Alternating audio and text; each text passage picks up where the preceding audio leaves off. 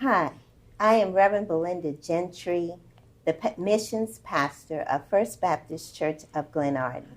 So excited today to bring to you this 4-part series on Alzheimer's awareness. We call it the power of love.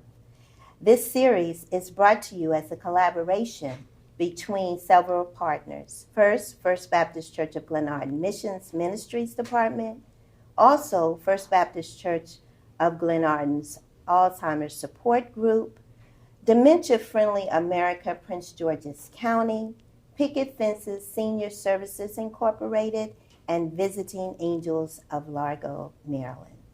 The facilitators of the sessions are determined to make as many people as possible aware of not only the effects of dementia, but particularly Alzheimer's, and give you resources to help you deal with this disease. At the end of each session, there will be a resource slide. Be sure to take a screenshot so that you can get the help that you need. I am so excited to present to you this morning Irma Nicholson. She is the brain and passion behind this series.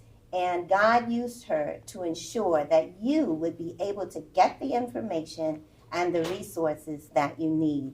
Irma is an advocate, serious advocate for dementia and Alzheimer's. She is a caregiver, and she is a member of First Baptist Church Glenarden Alzheimer's Support Group, the Hope Ministry, and Dementia Friendly America Prince George's County initiatives. So let me just turn it over to Irma so she can tell you how this all came about. Irma? Good morning. At the beginning of this year, God gave me a burning desire to share my journey and to help other caregivers who may be dealing with Alzheimer's and individuals who might have Alzheimer's and not be aware. So I shared my passion with Vicki Kalinsky and Shonda Bellamy and asked them their ideas about this matter because it was such a passion to me, and I want to know their thoughts since we all are a part of Dementia Friendly America initiative. I had such a passion about this that I shared my thoughts with Reverend Belinda Gentry, and as a result of this, Alzheimer's 2020, the Power of Love was birthed out. We hope to inspire you, uplift you, give you resources, educate you, give you support and resources so you can deal with the everyday issues dealing with Alzheimer's. And with the guidance of God, we can make it through each day. Thank you. So that was great, and you could feel Irma's passion as she spoke. And you'll hear more from Irma in part 4 of the series, when she and a few of her friends who are caregivers will share with you from their heart their journey. So enjoy the series. We are grateful to bring it to you because we know that this is the time and this is the season for you to know what to do and where to get help. Hello, I'm Vicki Kalinsky with Visiting Angels of Largo, Maryland. I want to introduce you today to how the brain is affected with dementia. But I also want to thank Irma Nicholson for bringing this vision to heart so that we can get this information out to the community. We're going to talk about what happens to the brain with dementia. See, when most people think of dementia, the first thing they think about is memory loss. Memory loss is a symptom of the disease. However, it's not the only one. Short-term memory loss is usually when families and friends recognize that their family member has a cognitive impairment. But there are other signs that come before.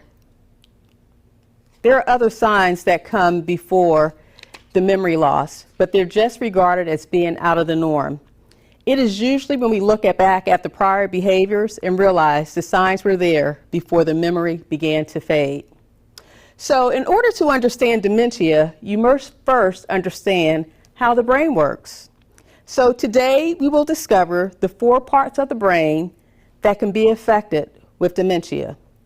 Each part plays a role in how our body functions. Think of the brain as being the central processing unit for the body. The brain controls everything we do and say. Now, what is dementia? Dementia is brain failure.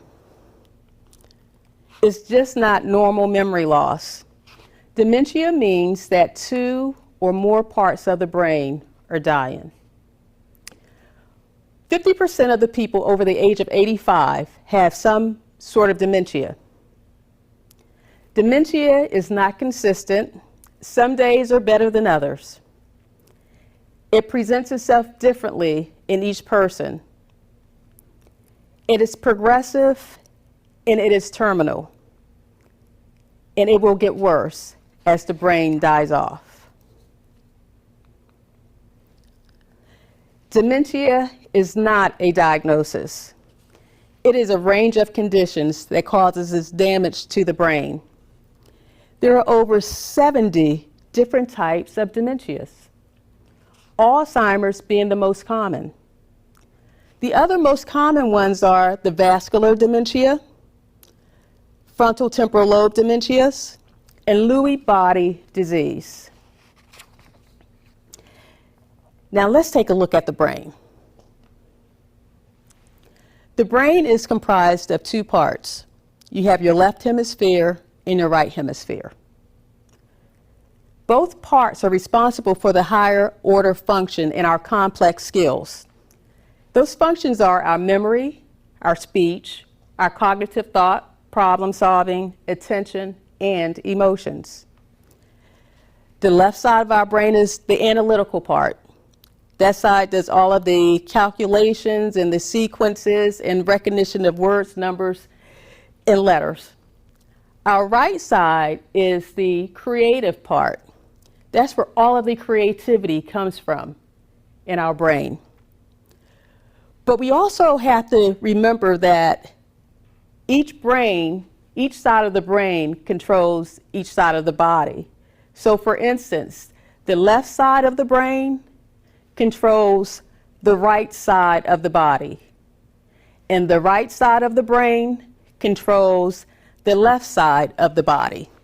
So if someone had a stroke that affected their left side of the brain, it can cause paralysis on the right side of the body.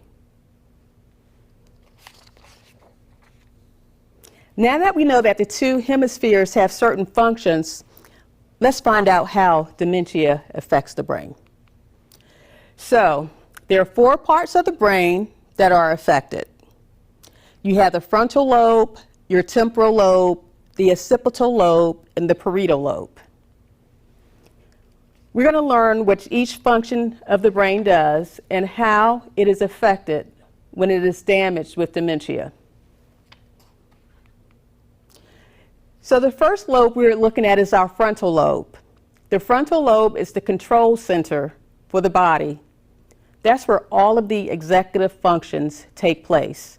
Those things like concentrating, planning, speech, smell, sense of self, awareness of our surroundings, and our judgment. The frontal lobe functions are integral to our personality. It gives us a sense of who we are, and it makes us aware of where we are. As I mentioned, it's responsible for the executive functions, but also our emotional response, our stability, and our memory for habits. Now, when there is frontal lobe impairment, a person with dementia may experience changes in their personality and social behavior. They may withdraw from others with interactions. They may have difficulty in planning, initiating, and completing tasks. They may repeat themselves, become easily distracted, experience mood changes, have difficulty with problem solving, and difficulty with word retrieval. The next part of the brain we'll look at is the Pareto Lobe.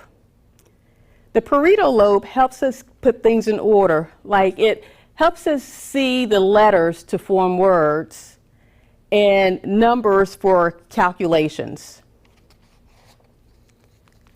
The Pareto Lobe is located in the back of the brain and is divided into two parts. The left lobe plays a role in reading, writing, and processing numbers, and the right lobe plays a role in manipulation of objects.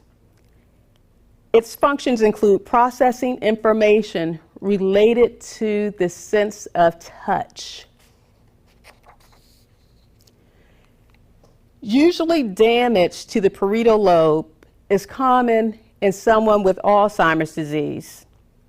It can lead to clumsiness. Other symptoms include difficulty naming objects, the inability to focus, you're easily distracted, poor hand-eye coordination, and poor visual perception.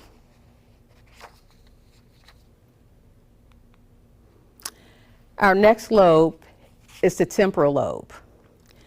The temporal lobe is essential for making and holding on to our memory. The temporal lobe is located behind your ears and extends to both sides of the brain.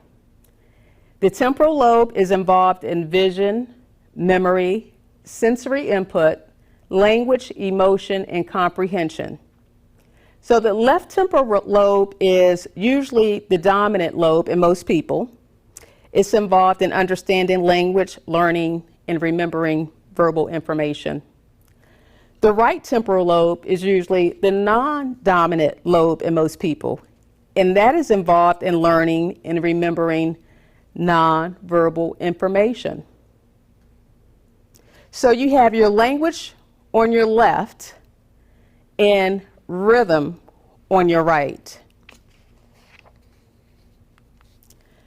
Damage to the temporal lobe can cause a person to slowly lose understanding of their language, whether in forms of speech, writing, or sign languages. Damage to the right temporal lobe leads to problems with recognizing faces and objects. The temporal lobes are among the first areas to be damaged in semantic dementia, which is why a person may lose understanding of certain words.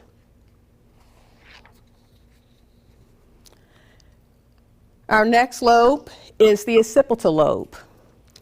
The occipital lobe is used for vision, visual processing, and color identification. The occipital lobe participates in vision processing. It processes and interprets everything we see. It is responsible for analyzing shapes, colors, and movement. When the occipital lobe becomes damaged, a person may have trouble identifying what they see in front of them. Usually, damage to the occipital lobe will occur in the later stages of dementia. But as dementia progresses, the vision changes due to the damage in the occipital lobe.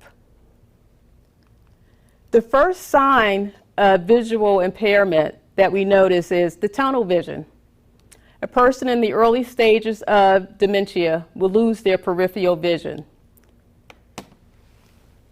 It will be difficult for them to see to the left or to the right without fully turning their bodies, and up and down is very limited in what they can see as well. And usually in the middle part of the dementia, individuals start to develop binocular vision. With that, they lose their binocular vision experience, and it makes it difficult for them to perceive where things are. So in other words, they've lost depth perception. In the last stage of the disease, is the monocular vision. That's where the brain shuts off one eye for the brain to prioritize other bodily functions, such as digestion, respiration, and blood circulation. I want to leave you with this vision. Look at the brain on the left side. That is a healthy, normal brain. That is a brain without dementia. It is round, it is moist, and there are very few gaps. Now, look at the brain next to it. That's a brain that has been affected by Alzheimer's. It is 1/3 of its size. It is dry. It has shrunk. And there are a lot of gaps. Those gaps represent memory loss. Those gaps can never be filled again. So as the dementia progresses, we have to understand that the person who has dementia, they cannot change. The only change that can occur is with you. See, as a care partner, you have to decide if you're going to stay and learn how to do things the right way, or are you going to pull away? Now that you know, the choice is yours. Thank you.